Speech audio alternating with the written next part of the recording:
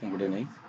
So இன்றைக்கி வந்து பார்த்தீங்கன்னா ஷார்ட்டிங் அல்காரிதம் பார்க்க போகிறோம். ஷார்ட்டிங்னா என்ன அப்படின்னா அரேஞ்ச் பண்ணுறது, வேல்யூஸுங்க அரேஞ்ச் பண்ணுறது, அசெண்டிங் ஆர்டர் டிசெண்டிங் ஆர்டர் இந்த மாதிரி டிஃப்ரெண்ட் ஃபார்மேட்டில் நம்ம வேல்யூஸை அரேஞ்ச் பண்ணுறது தான் ஷார்ட்டிங். ஸோ இது வந்து டேட்டா ஸ்ட்ரக்சரில் இதுக்குன்னு ஒரு சம் அல்காரிதம்ஸை நம்ம பார்க்க போகிறோம். ஸோ ஷார்ட்டிங்கில் வந்து பார்த்தீங்கன்னா நிறைய டைப்ஸ் ஆஃப் ஷார்ட்டிங் இருக்குது. அதில் ஃபஸ்ட்டு டைப் வந்து பார்த்தீங்கன்னா இன்சர்ஷன் ஷார்ட். ஸோ இது வந்து கோடிங்குன்னு நம்ம பார்க்கலாம், ப்ளஸ் எக்ஸ்பிளனேஷன் பார்க்கலாம். ஓகேங்களா? ஸோ ஷார்ட்டிங் அல்காரிதம் அப்படின்னா என்ன அப்படின்னா, sorting is the process of arranging a list of elements in a particular order. Sorting என்றது என்னன்னா அரேஞ்ச் பண்ணுறது. சம் கலெக்ஷன் ஆஃப் எலிமெண்ட்ஸை ஒரு கலெக்ஷன் ஆஃப் எலிமெண்ட்ஸ் இருக்குன்னா அந்த எலிமெண்ட்ஸுங்களை நம்ம அசெண்டிங் ஆர்டரவோ இல்லை டிசெண்டிங் ஆர்டரவோ அரேஞ்ச் பண்ணுறதுக்கு பேர் தான் ஷார்ட்டிங் அப்படின்னு சொல்லுவாங்க. ஸோ அது மேபி அசெண்டிங் ஆர்டரா டிசெண்டிங் ஆர்டர் அப்படின்னு கூட நம்ம பண்ணலாம். ஓகேங்களா? ஸோ இந்த ஷார்ட்டிங் ப்ராசஸை நம்ம எந்த அல்காரிதம் பேஸ் பண்ணி நம்ம ஷார்ட் பண்ண போகிறோம் அப்படின்னா இன்சர்ஷன் ஷார்ட் அல்காரிதம் பேஸ் பண்ணி இப்போ அரேஞ்ச் பண்ண போகிறோம் சம் கலெக்ஷன் ஆஃப் எலிமெண்ட்ஸை. ஸோ அது எந்த பர்டிகுலர் ஆர்டர்ன்றனா ஏதாவது ஒரு ஆர்டர், அதான் அசெண்டிங் ஆர்டர் இல்லை டிசெண்டிங் ஆர்டர்ன்றது. ஓகேங்களா?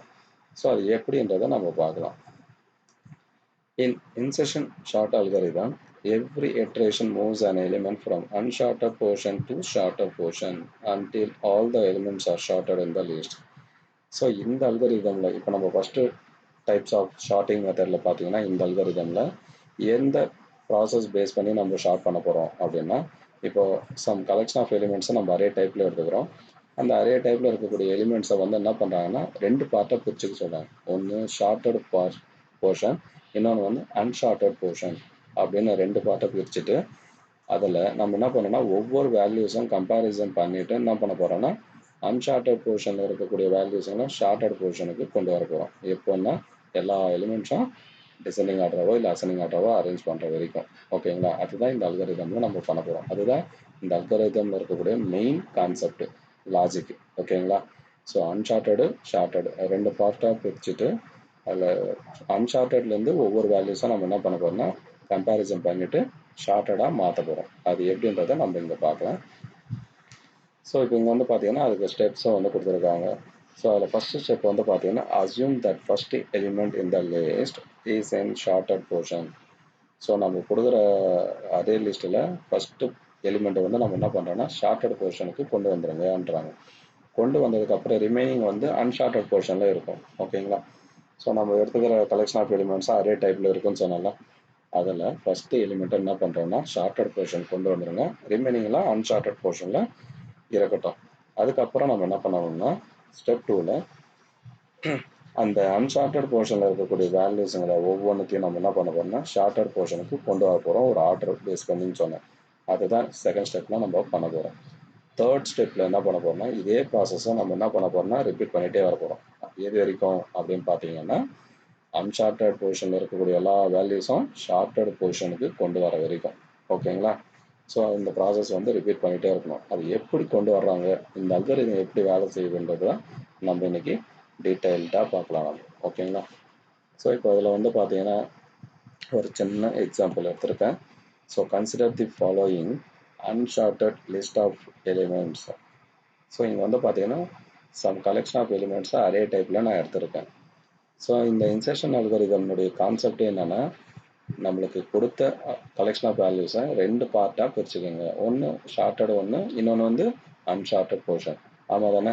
ஸோ இப்போ நான் என்ன பண்ணுறேன்னா அன்ஷார்ட்டட் போர்ஷன் ஒரு பக்கமாக இருக்கட்டும், ஷார்ட்டட் போர்ஷன் ஒரு பக்கமாக இருக்கட்டும்ன்றது தான் இங்கே நான் செகண்ட் டயக்ராமில் நான் இது பண்ணியிருக்கேன். ஓகேங்களா?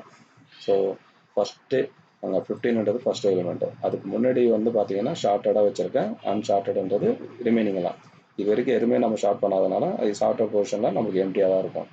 ஸோ ரிமைன் அன்ஷார்ட்டட் போர்ஷனில் நிறைய எலிமெண்ட்ஸ் இருக்குது. அது அசெண்டிங் ஆர்டரவோ இல்லை டிசெண்டிங் ஆர்டரவோ நம்ம என்ன பண்ண போகிறோம்னா கன்வெர்ட் பண்ண போகிறோம். அது எப்படின்னு பாருங்கள். இந்த இன்சர்ஷன் ஷார்ட் அல்காரிதம் எப்படி கன்வெர்ட் பண்ணி அதாவது ஷார்ட் பண்ணுதுன்றதை பாருங்கள்.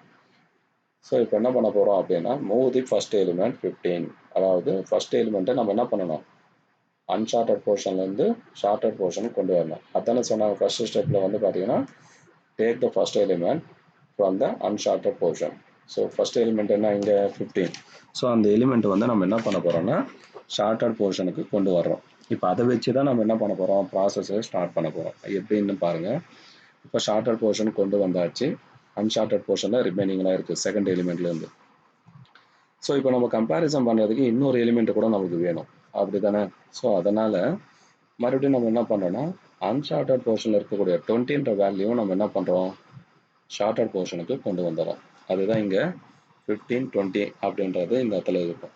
ஸோ இங்கே வந்து பார்த்தீங்கன்னா 15 20 இங்கே ஷார்ட்டட் போர்ஷனுக்கு கொண்டு வந்துட்டேன். ரிமைனிங் எல்லாம் அன்ஷார்ட்டட் போர்ஷனில் வச்சுருக்கேன். இப்போது கம்பேரிசன் ஸ்டார்ட் பண்ணலாம். ஸோ இப்போ இந்த கம்பேரிசன் ஸ்டார்ட் பண்ணுங்கள். 15 20 இங்கே பாருங்கள், to move element 10 from unsorted to sorted portion. Okay, இப்போ நம்ம என்ன பண்ண போகிறோம் அப்படின்னா அன்ஷார்ட்டட் போர்ஷனில் இருக்கக்கூடிய இந்த 10 வந்து ஷார்ட்டட் போர்ஷனுக்கு கொண்டு வரணும் அப்படின்னா எப்படி அந்த கம்பேரிசன்ன்றது எப்படி பண்ணலான்னா இங்கே ஃபஸ்ட்டு இதுலேருந்தே பாருங்கள். ஸோ இப்போ நான் என்ன பண்ணுறேன்னா 20ன்றது 15 சைடு கொண்டு வரேன், அதாவது ஷார்ட்டட் போர்ஷனுக்கு கொண்டு வரப்போ ரெண்டுத்தையும் கம்பேர் பண்ணால் இது கரெக்டு தான். ஏன்னா 15க்கு அப்புறம் தான் 20ன்றது வரும், ஆமாம் தானே. அதனால் நம்ம அந்த எலிமெண்ட்டை வந்து என்ன பண்ணுறோம் 15 20ன்றதை அப்படியே வச்சிடறோம். அடுத்தது என்ன பண்ணுறோன்னா 10 இருக்குது, அன்ஷார்ட்டட் போர்ஷன் என்ன இருக்குது 10 இருக்குது. ஸோ இப்போ இந்த 10 நம்ம இந்த சைடு ஷார்ட்டட் போர்ஷனுக்கு கொண்டு வரணும். அப்போ நம்ம என்ன பண்ணணும் அப்படின்னா இந்த 10ன்ற வேல்யூவை 20 கூட கம்பேரிசன் பண்ணணும். 10ன்ற வேல்யூவை எது கூட கம்பேர் பண்ணோம்னா 20 கூட கம்பேர் பண்ணோம். ஓகேங்களா, 20 கூட கம்பேர் பண்ணுறப்போ 20 வந்து அதிகம், 10 வந்து லெசர் வேல்யூ.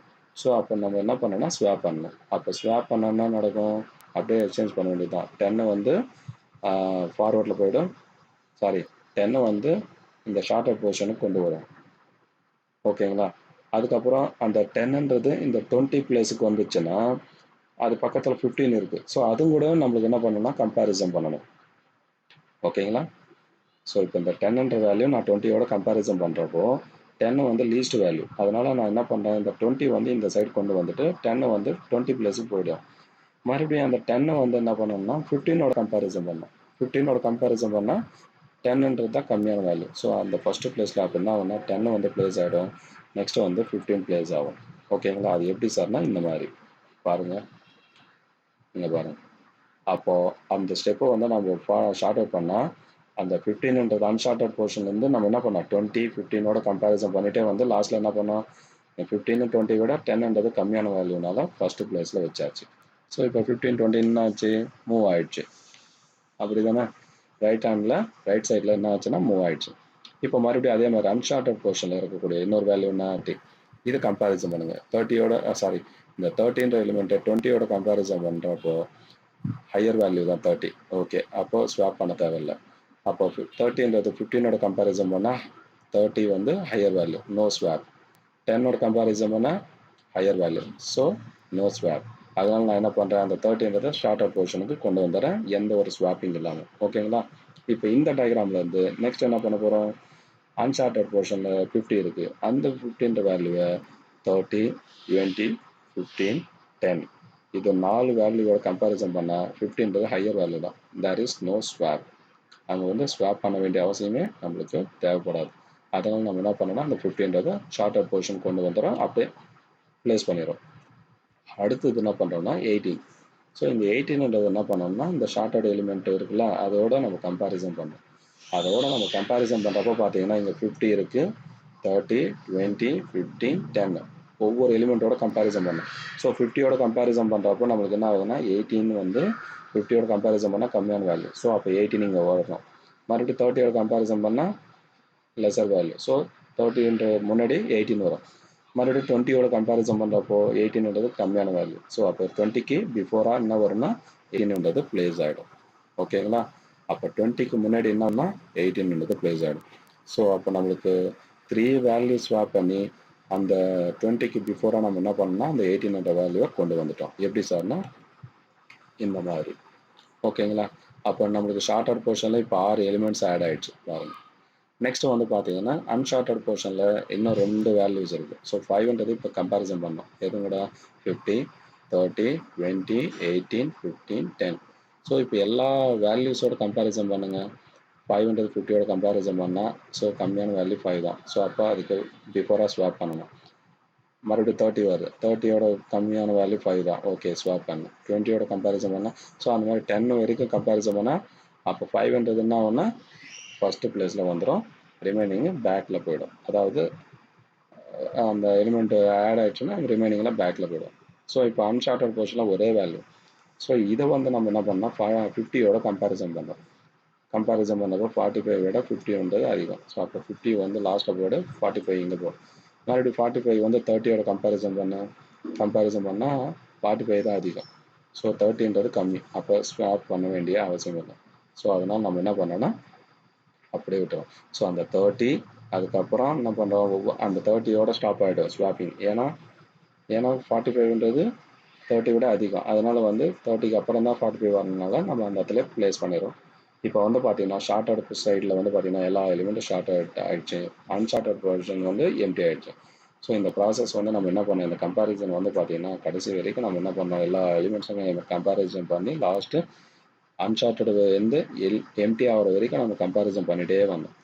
ஸோ அப்படி கம்பேரிசன் பண்ணிகிட்டே வரப்போ அன்ஷார்ட்டட் போர்ஷன் வந்து எம்டி ஆகிடுச்சுன்னா ஸோ ப்ராசஸ் ஸ்டாப் பண்ணிவிட்டு என்ன பண்ணுறோம், the final sorted list of elements is 5, 10, 15, 18, 20, 30, 45, 50. ஓகேங்களா? ஸோ இதுக்கான ப்ரோக்ராம் வந்து பார்த்தீங்கன்னா இந்த தான். ஸோ இப்போ நம்ம கம்பேரிசன் பண்ண மாதிரி தான் இந்த ப்ரோக்ராம்.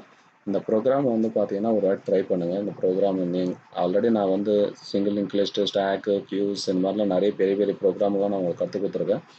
ஸோ இந்த கான்செப்ட் எல்லாம் நீங்கள் அண்டர்ஸ்டாண்ட் பண்ணிவிட்டு இந்த ப்ரோக்ராமை நீங்கள் ஒரு வாட்டி ட்ரேஸ் ஒர்க் பண்ணுங்கள்.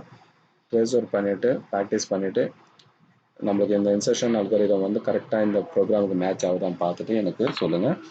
ரிமைனிங் நெக்ஸ்ட்டு ஷார்ட்டிங் அல்காரிதம் வந்து நெக்ஸ்ட் கிளாஸில் நம்ம பார்க்கலாம். ஓகேங்களா? Thank you. Meet to next class.